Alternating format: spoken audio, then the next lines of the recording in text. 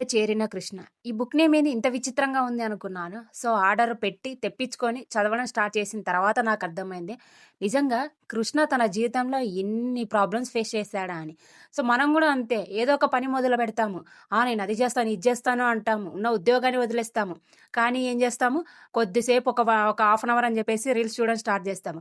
Half an hour కాస్త 1 hour అయిపోతది. 1 hour కాస్త 2, 3 అవర్స్ అయిపోతది. సో, డేస్ అన్నీ అలానే గడిచిపోతుంటాయి. కానీ మనం చేయాల్సిన పని మాత్రం రేపు చేస్తాం, రేపు చేస్తాం, రేపు చేస్తాం అని వాయిదానే ఉంటుంది.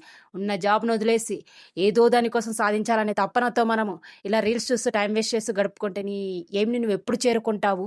నిజంగా నేను గూడా అనుకునేదాన్ని. ఆ బిజినెస్ పెట్టాలి, చేయాలి, అట్లా చేయాలి, ఇట్లా చేయాలని.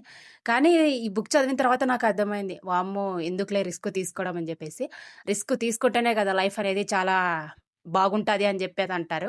మరి ఇంతకీ కృష్ణ అయోధ్య చేరాడా లేదా తెలుసుకోవాలనుకుంటున్నారా? ఇంకెందుకు ఆలస్యం వెంటనే ఆర్డర్ పెట్టేసుకొని చదివేసి చెప్పండి.